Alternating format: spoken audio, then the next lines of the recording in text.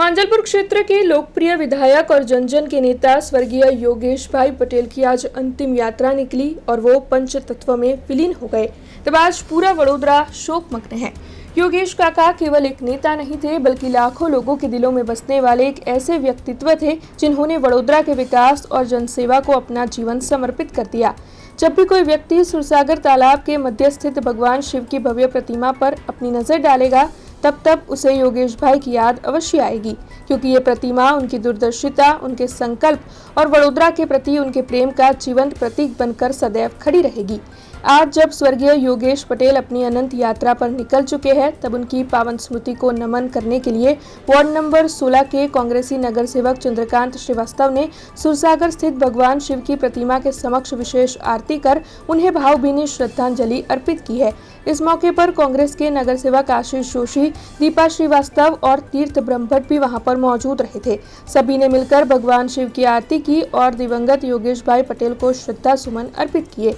वातावरण पूरी तरह भावुक और श्रद्धामयी था, जहां हर आंख नम थी और हर हृदय अपने प्रिय जन नेता को याद कर रहा था। तो वहीं इस दौरान श्री हठीला हनुमान जी मंदिर के महंत दीपेन महाराज भी विशेष रूप से वहां पर मौजूद रहे थे। आज शहर में पार्टी पॉलिटिक्स में तो बहु आया ने बहु गया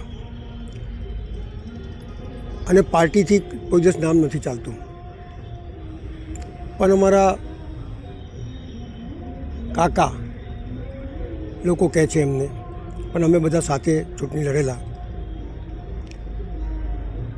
મારું માનવું છે કે વડોદરા શહેરનું નામ એમનાથી રહેશે, કારણ કે એવું નજરાનું આપીને ગયા છે કે આખા હિન્દુસ્તાનમાં શિવજીની પ્રતિમા એક જ છે। એને યોગેશભાઈ પાર્ટી પોલિટિક્સ ઉપર ઉઠીને જે શિવ ભક્તિ કરતા હતા અને શિવની યાત્રા કરતા હતા, ત્યારે નાત જાતને ધર્મને પરે હટીને એમની યાત્રામાં મુસલમાન બી એટલા જોડાતા હતા, હિન્દુ બી એટલા જોડાતા અને બધી નાતીના લોકો જોડાતા હતા। એટલે શિવમય વાતાવરણ જો કોઈએ પેદા કર્યું હોય આ શહેરમાં તો યોગેશ કાકાએ કર્યો છે। અમે સાથે ચૂંટણી લડ્યા, મારો ભાઈબંધ હતો, પણ હંમેશા પાર્ટી પોલિટિક્સ બેસીને સાચું બોલવાનું એમનાથી શીખવા જેવું છે।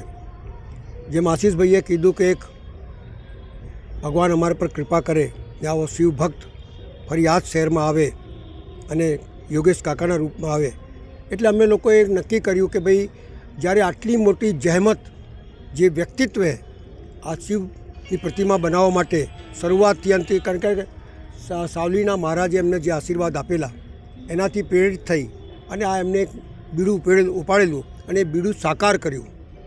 જ્યારે જ્યારે વડોદરા શહેર અને આખા હિન્દુસ્તાનમાં જ્યારે આ શિવની પ્રતિમાનું નામ લેવાશે સોના જડિત, ત્યારે યોગેશ કાકાનું નામ ચોક્કસ નીકળશે, એમના નામથી વડોદરા થશે એવું મને લાગી રહ્યું છે। એટલે મને આ શિવ ભક્તિ પરથી એવું લાગે છે કે એમની શિવ ભક્તિમાં સાચી દિશાથી સાચી પ્રેરણા હતી અને સાચી ભક્તિ હતી। લોકો ભક્તિ માટે કરે છે, પણ એ સાચી ભક્તિ સાકાર કરી બતાડી। એમનું નામ યોગેશભાઈ છે। આજે ભગવાન એમના ચરણોમાં એમને સ્થાન આપે, એમને એવો સ્થાન મળે કે નર્ક અને સ્વર્ગ હોય છે, પણ એ નર્ક અને સ્વર્ગ કરતાં પણ ઉપર દિશામાં જાય, ભગવાનથી પ્રાર્થના કરીએ છીએ અને એમને વંદન કરીએ છીએ, નમન કરીએ છીએ અને એમના પરિવારને આ દુઃખ સહન કરવાની શક્તિ આપે અને એમનો પરિવાર ખૂબ આગળ વધે એવી ભગવાનથી પ્રાર્થના કરીએ છીએ। જય સિયારામ।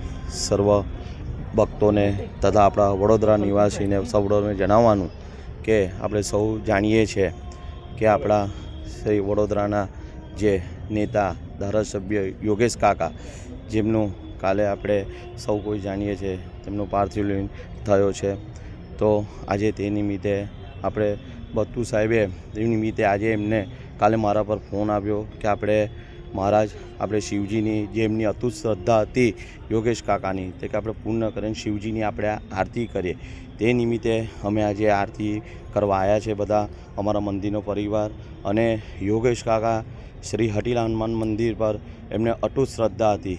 તે વર્ષોથી અમારા દાદાના ટાઈમથી તે અવારનવાર એક બી દિવસ પડે નહીં અને દર્શન માટે આવતા હતા અને એમનો દાદા પ્રત્યે પૂર્ણ શ્રદ્ધા અને વિશ્વાસ હતો અને એ વિશ્વાસથી છેલ્લા ટાઈમ બી મને એ કહીને ગયા કે મહારાજ હું ચારધામ જવાનો છું કે છે, તો મેં કીધું સાહેબ તમે જાઓ તો મને અચૂક જણાવજો, તો કે સારું। અને આ સમાચાર મને જ્યારે મળ્યા ત્યારે મને બહુ જ દુઃખ થયું છે।